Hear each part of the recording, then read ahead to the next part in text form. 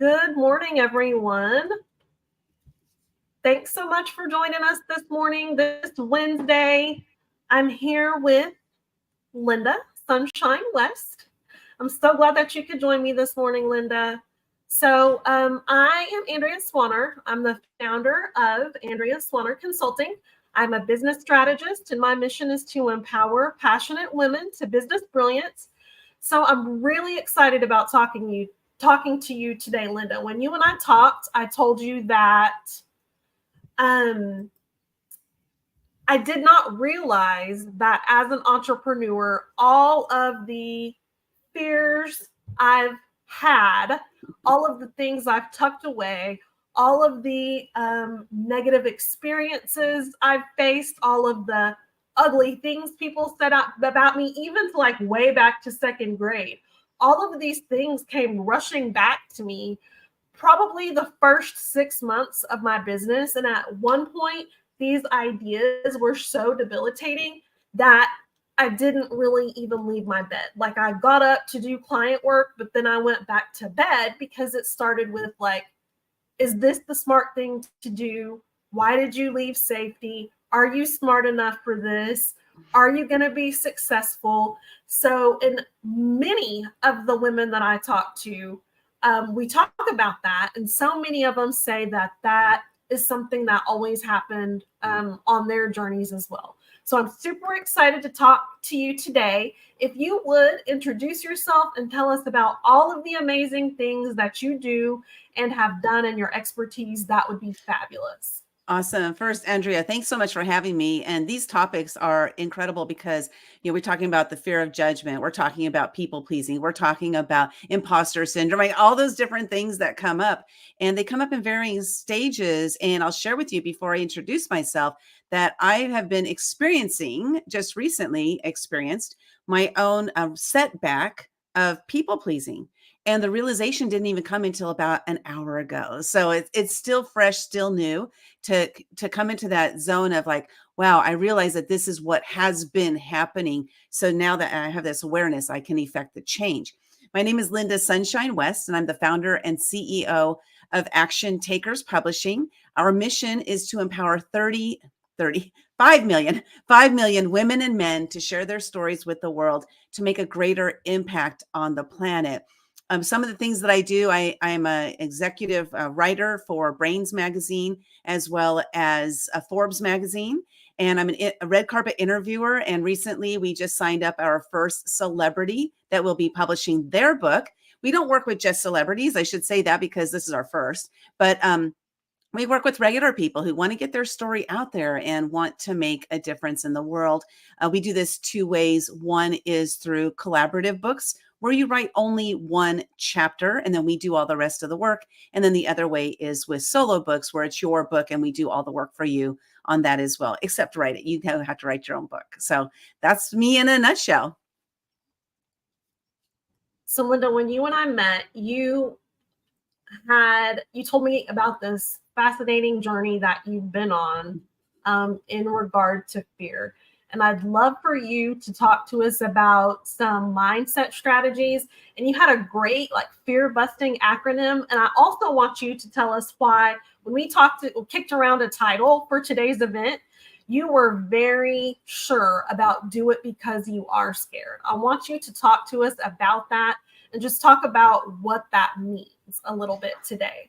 Yeah, definitely. I love this topic because fear is something that every single human being has, whether we show it or not. There's something that's going on inside of us, and fear is, and it's like this thing I don't know how to explain it in my terms. It's this emotional turmoil that's going on inside of us, and it's a physical. We can feel that fear, and so there are sayings like, feel the fear and do it anyway.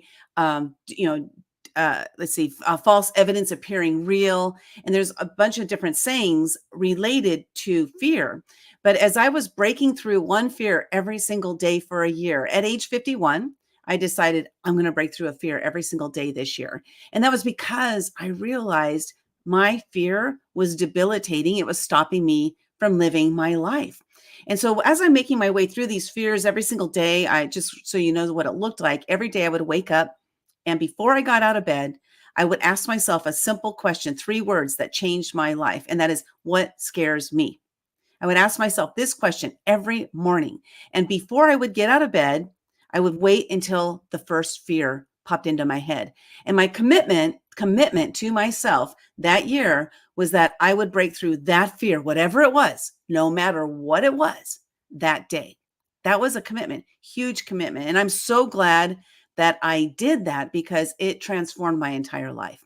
So I did come up with an acronym, as you mentioned, Andrea, and the acronym is that faith erases anxious reactions. Because fear, again, it's this kind of like anxiety that's going on inside of us. We say words like, I'm anxious, I'm nervous, I'm scared. Any of those words that relate back to fear, what I started doing is I would change all of those words, every single one of those words, with the word excited or exciting, excitement. So instead of saying I'm scared, I would say I'm excited.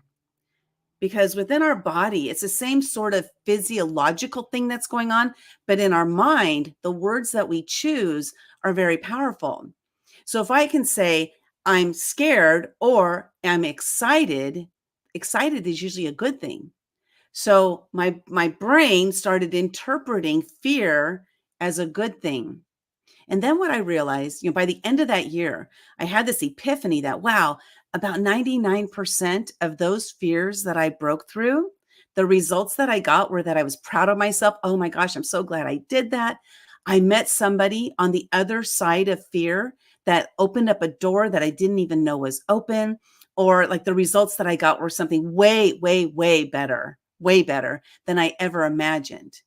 And so I started asking myself, if that's the case, if 99% of the time I'm going to get a great result, why am I depriving myself of that great result? So now when I experience fear, because I'm a human being, I experience fear all the time. I have an experience. I'm like, oh my gosh, this is something that's scary for me. I'm going to do this because I'm scared, because I don't know what's on the other side. How exciting is that? When you were a kid, you didn't think about things that were scary. You were like, oh my God, that's so much fun. I'm going to go do it. Right. And you would just do it, throw caution to the wind. Like there was no caution, when you were 5 years old. Right. And so you would just go do it. And so let's get back to that. Let's get back to that and do it because you're scared. I'm going to do this because I'm scared. Make that your new mantra and live your life by that. So, Lynda, you said that you started the everyday fear busting at the age of 51. How far into your entrepreneurial journey were you at that time? I was only 2 months into it, I think. It was very new because I had worked in the corporate world for 36 years. I had 49 jobs in those 36 years. And that last job that I had was I was working for a judge in the Court of Appeals. And I worked my way up the ladder. And I had this realization that I'm bored. Like this job is so boring. I can't do this. I can't do this. And I ended up meeting a life coach, and she helped me to make these discoveries about who I am and what I'm all about and what I really want to do. Like how do I want to serve the planet while I'm here? Because I felt like I was just a paper pusher, working for this judge.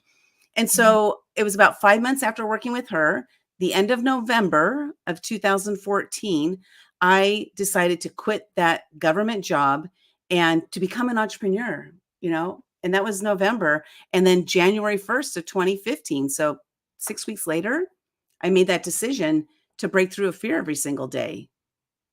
And I did it. That was the Wow. crazy part. I did. I'm actually, it's like, New Year's resolutions. It wasn't a New Year's resolution. I like to call them New Year's solutions because it was a solution to a problem. The problem was fear. So I love how you say that it was a commitment. Like that changes the tone of it. Like I'm committed to paying my mortgage so that we have a place to live. I'm Right. committed to drinking water so that my body doesn't get dehydrated. And when you talk about that, even for me, because I tend to be a very anxious person, like things like driving. Like if you know me, you know that I don't like driving. So having my office right here at home, like I don't like driving. And things like that, like looking at approaching fear or conquering a fear as a commitment, that's a really great strategy. And um, I'm going to enlist that in my bag of tricks because I really love the way that you said that. Now, I don't know if I'm going to start like get in the car and drive to California today. I don't know about that. I Right. really, really love the way that you said that. I don't think I've ever heard anyone talk about it in that way. So Well, do it I'd because like to you are. Uh-huh. share with you a little story about a woman that I was talking to on the phone one day, the actual telephone, not on Zoom, you know. And I'm talking to her on the phone, and it comes out that she has, I think it's called agoraphobia, where you're afraid to go outside of your house. And Mm-hmm. she says, I've been in my house for 3 years. Now, we all were locked up during COVID, but this was before COVID. So she was like in her house for 3 years. And as I was talking to her, she said, you know what? I'm going to make a commitment, just like you said. I'm going to make a commitment to go outside. And I said, here's all you need to do. The first day, make your commitment to open the door. That's it. You don't have to walk around the block. You don't have to walk a mile, 10 miles. No, just make a commitment to open the door. The next day, now, and then pat yourself on the back.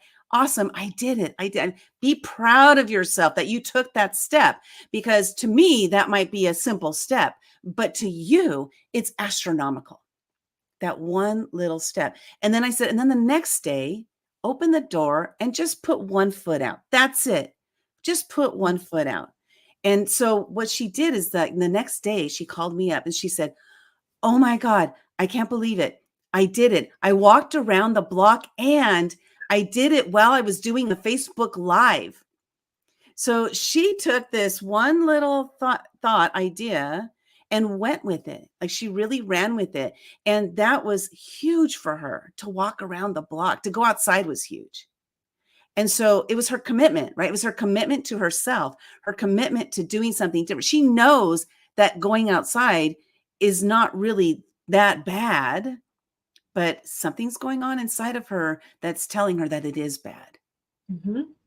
So that one little step, that's all it takes. And anything in life, it just takes that first little step. We don't have to jump. We just have to take a step, one step. Okay. Okay. So I'm a strategist, and like making a concrete plan is how, like, that's my gift, that's my passion, that's my purpose. Like, I have to have a plan step by step to get to whatever the goal is. So what would you say, if you're talking to me on my terms, what would you say a good strategy for conquering fear would be? Especially when it comes to us as women, when we have so many other hats that we have to wear, sometimes Mm-hmm. it feels so selfish to turn the spotlight on me. So here I am with these fears, and I want to, outside of being a mama and a wife and a daughter and a sister and a friend, I want to be me again, and I want to start tackling my fears. What's my strategy to start kicking those fears out of my mindset? You're going to love this, because Yes. I have a simple 7-step process. Okay. And I didn't Okay. share this with you before, but I used to talk about it all the time. And I just kind of stopped talking about it, but it's a very simple 7-step process. And before we start with the 7 steps, which I'm going to give you, is I want to share that be malleable, because we can make plans. So here's the thing. When we start breaking through our fears, we start meeting people that we didn't know yesterday. Mm-hmm.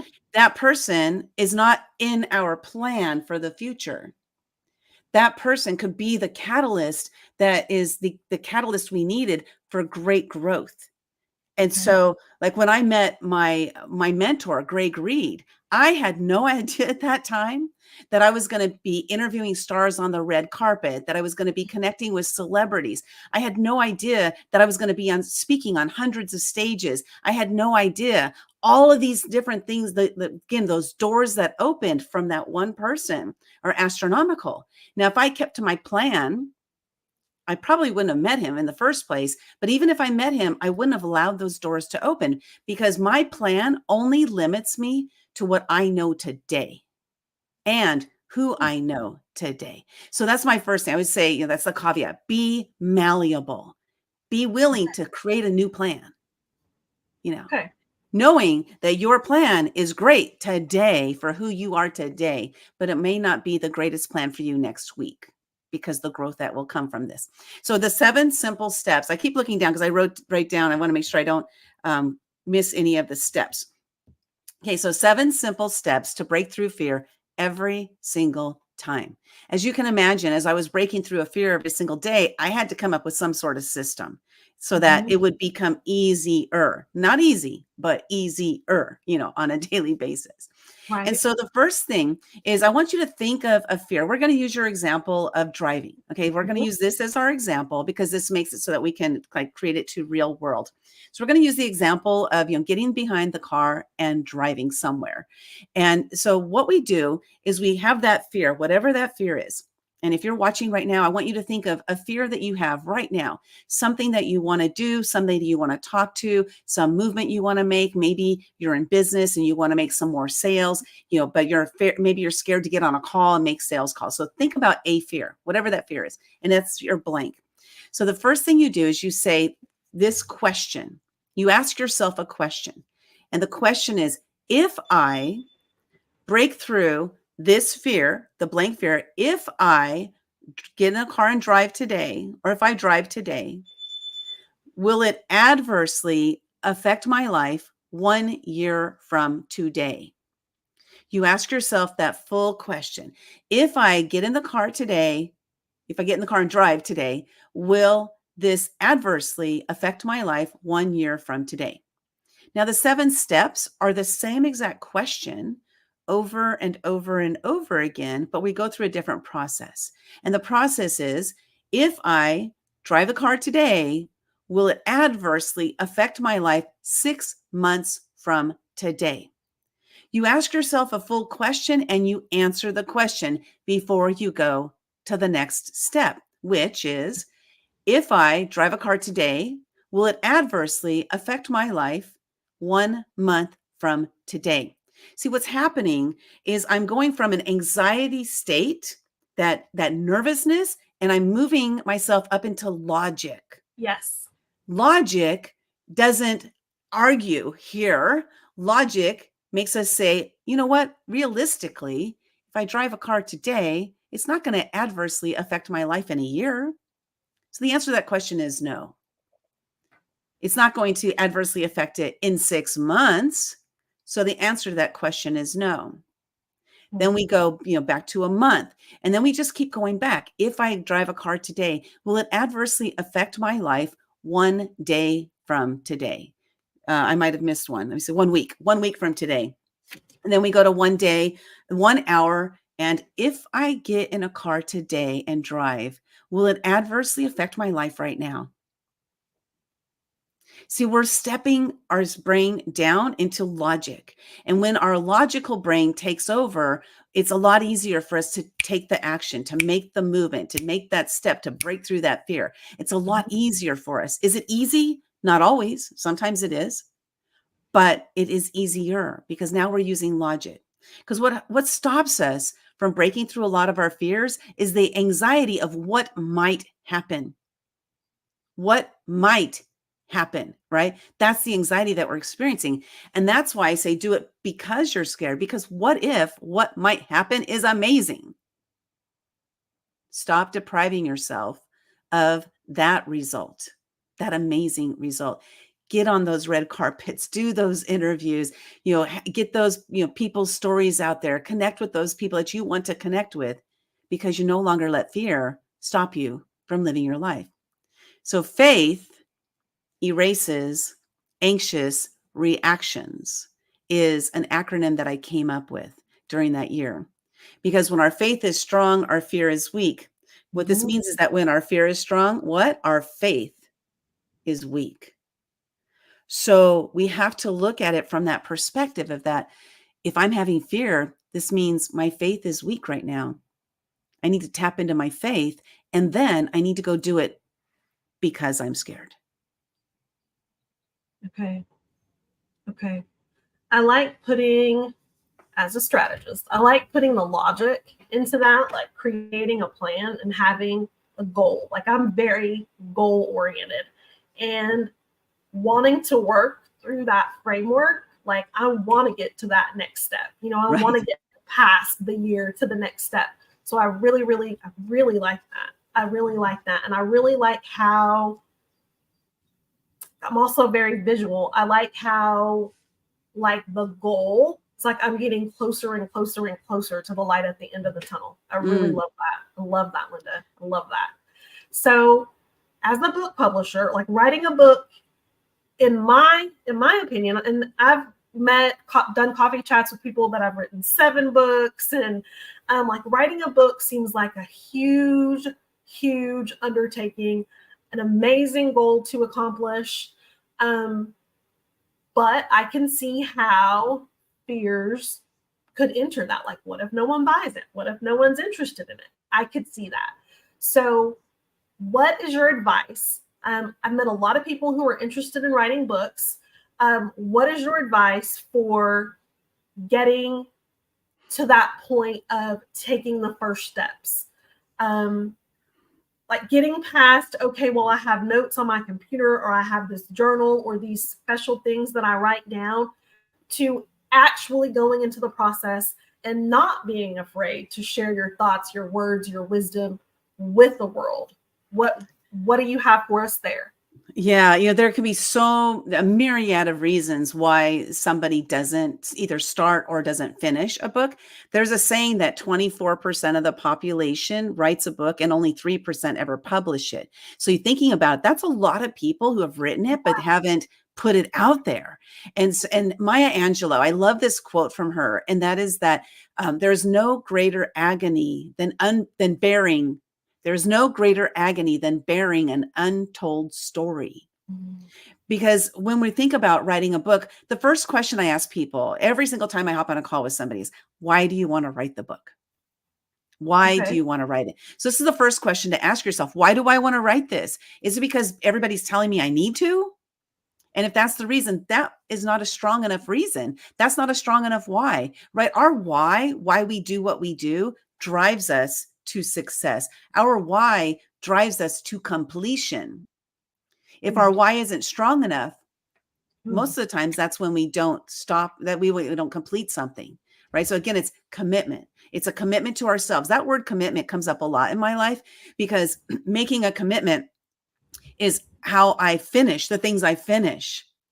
I spent vast majority of my life as a non-finisher. I was a starter, not a finisher. Even when I ran my first marathon, I was like, oh, all I got to do is finish. Like, it doesn't matter what time. I just got to finish. So I finished something in my life and I can feel proud that I finished something. And so when I started in business, I had this starter mentality without finishing. And I realized that this was bad for business, right? Because how could I be successful if I didn't finish anything?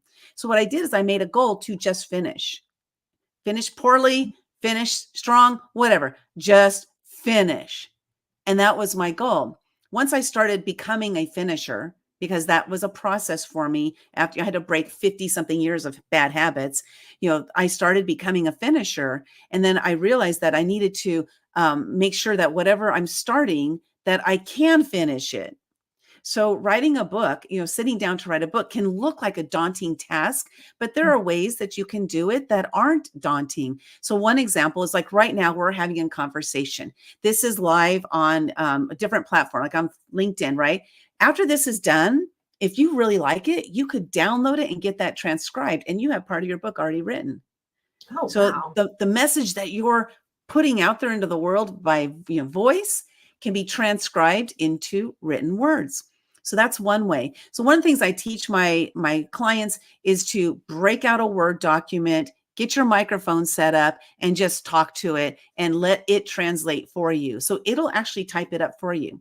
And the reason I say this is because a lot of us are good at having conversation, but when we sit down to write, we're like, this is me, by the way. I'm not a writer. I'm a speaker. So I should speak.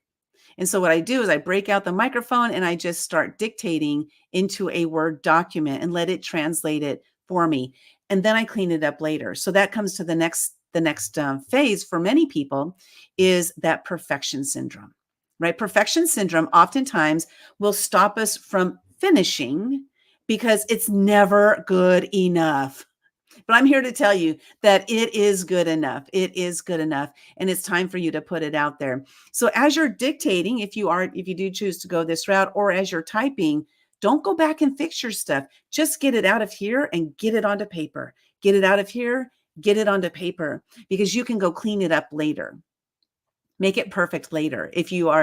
I'm a recovered perfectionist, by the way. So I realized I needed to just like get stuff out there, because otherwise I was never going to put anything out into the world.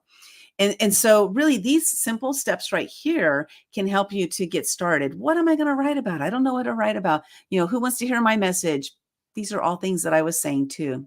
So I wrote my first book, The Year of Fears. And that book took me a year and a half to write because I still had fears around getting the message out there. And then one day I had that thought. My mentor, actually, he's kind of like, are you ever going to finish that book? I'm like, I got to finish. I only started writing the book because he recommended that I write a book. That was the only reason. And so I finished the book, The Year of Fears. I published it by myself. I just went to Amazon and did my own publishing. Mm-hmm. And about 3 months later, I was attending an event. There were about 400 of us, and we were on a break. And I was talking to a couple of my friends. And I heard this woman come running from the other side of the room, and she was yelling my name, Lynda Sunshine, Lynda Sunshine. I got your book, The Year of Fears. I read the first 14 pages, and I already broke through 5 fears. Wow. You see, if I hadn't written that book, that may never have happened for her. So our stories, no matter what we think about them, I lived breaking through a year of fears. It wasn't a big deal. But when people hear about it, they're like, wow, how could you do that? Right? I hear different kinds of things. So it is a big deal. But because I was living it, it wasn't a big deal to me. And this is the way, like our lives, you have something in your story, something in your message.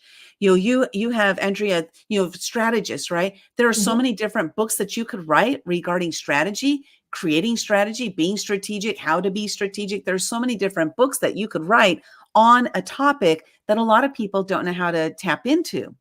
You can teach them. And so you're sitting here listening to this today and thinking maybe that, I don't know what to write. That's when you hop on a call with someone like me. You tell me your story, and then I help you see what you can write and get that out there.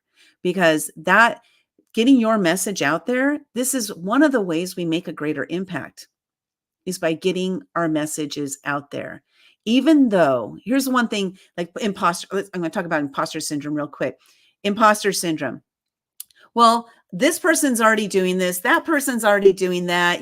Who's going to listen to me? Why am I important? Like, they're so much further ahead than I am. Everybody is already listening to them. They're learning it from them, right? Them. The reality is that no matter how many people are doing the same exact thing as you or as me, nobody is you or me.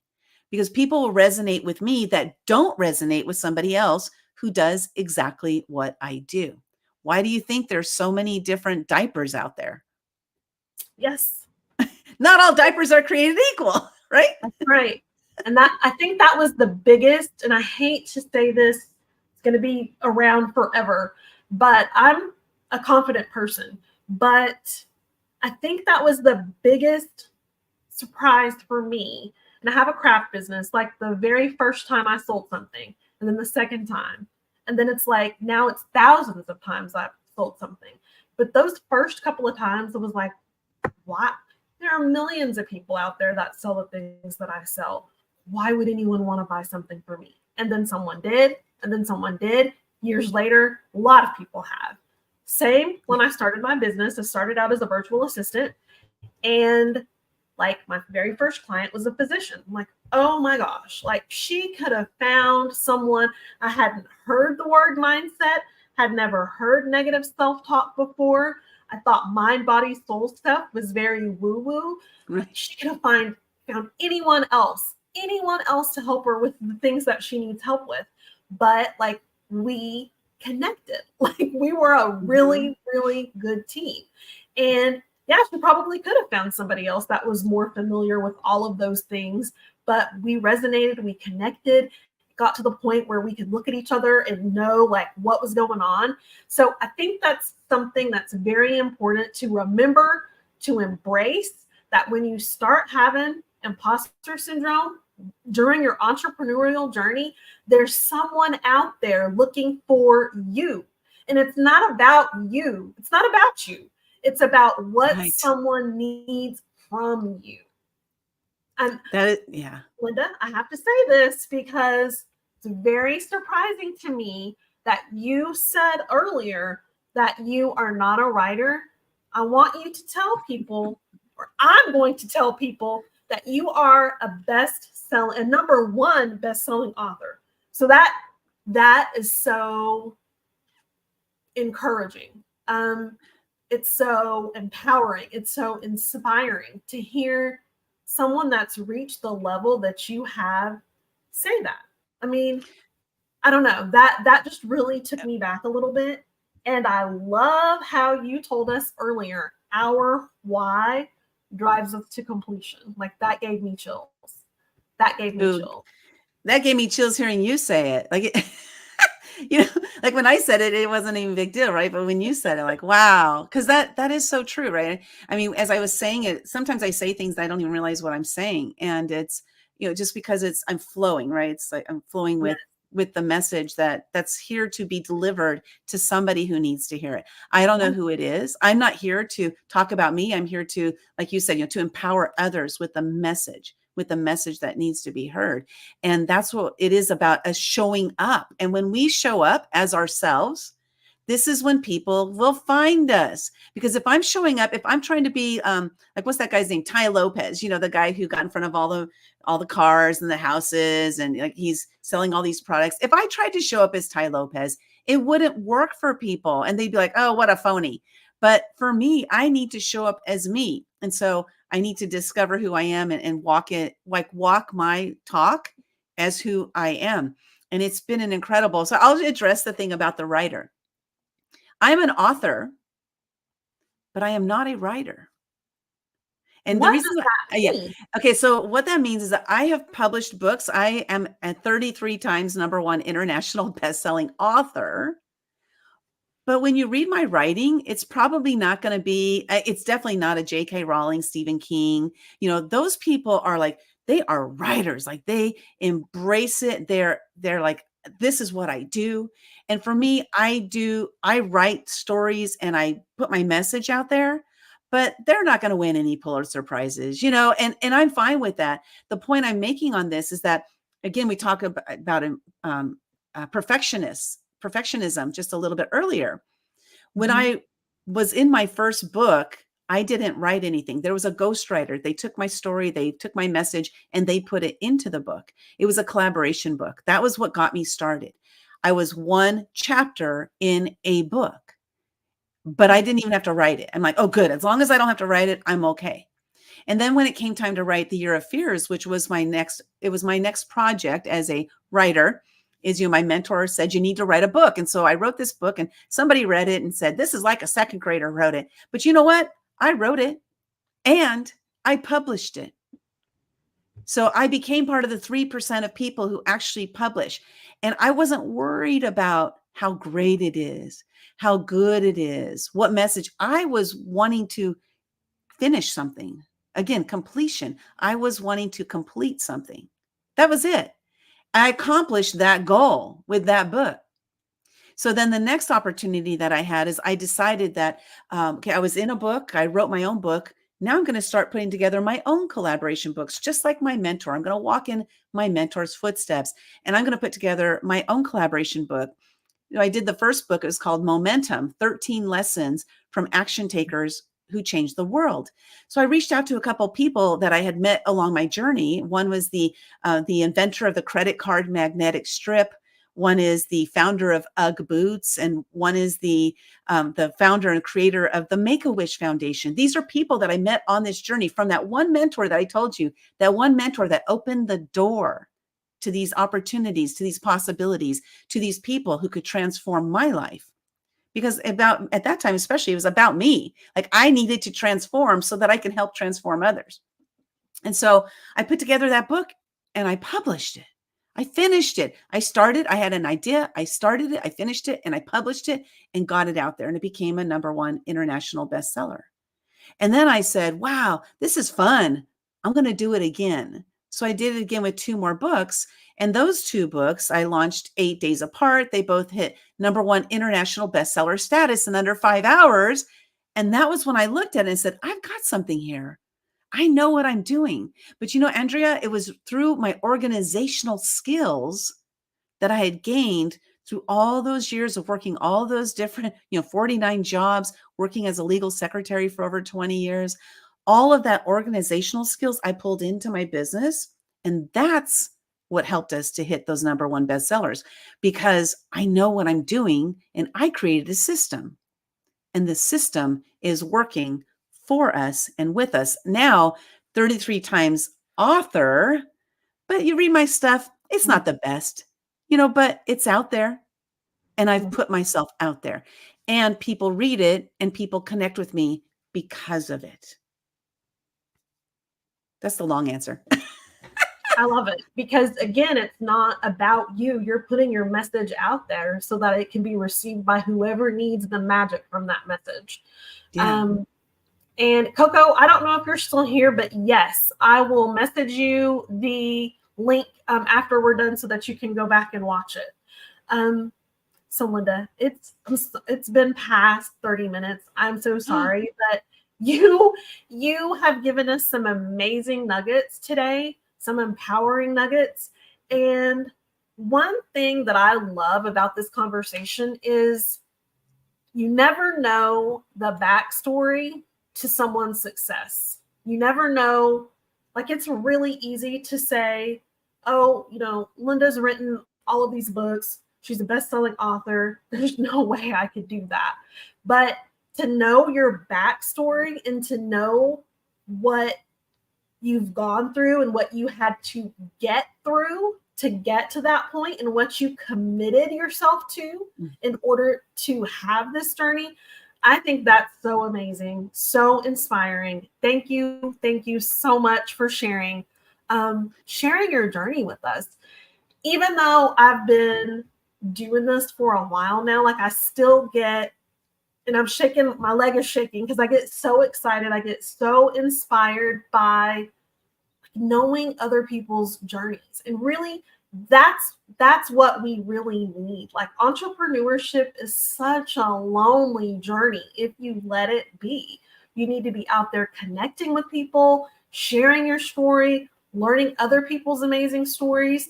And like women, we have so much within us, so much power, so much magic, so much inspiration, and all of the things that we do, whether we're a wife, whether we're a mom, whether we're a daughter, it doesn't matter. We have so magic within us. We're capable of anything. We just have to put the strategy in place and meet the goals. We stay committed to your strategy, right? That's commitment. Oh my gosh. I love attaching commitment to fear busting. I love that. And I've never ever attached those two. So thank you so much for that today. That has helped me pivot on some of my anxiety and fears, because I really, really love that. And Coco says, this was so amazing. Thank you. And she says that she needed this today. Yeah.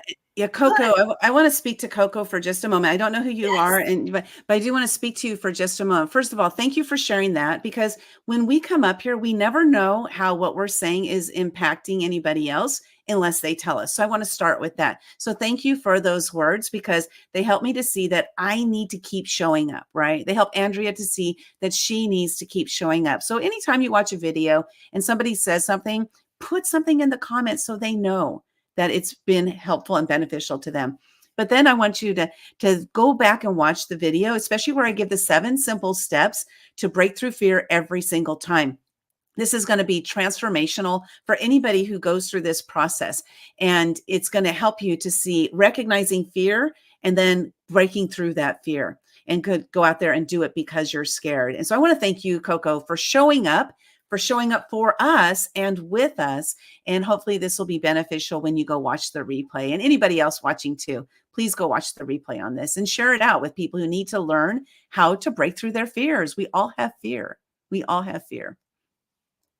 Thank you so much, Lynda. Thank you so much to everyone that has joined. I look forward to our next LinkedIn Live. I will get Lynda's information so that anyone that wants to connect with her can connect with her, and I'll put it in all of the spots so that you can reach out to Lynda. And thank you so much. Thanks, everyone, and have an amazing Wednesday. Bye. Thank you.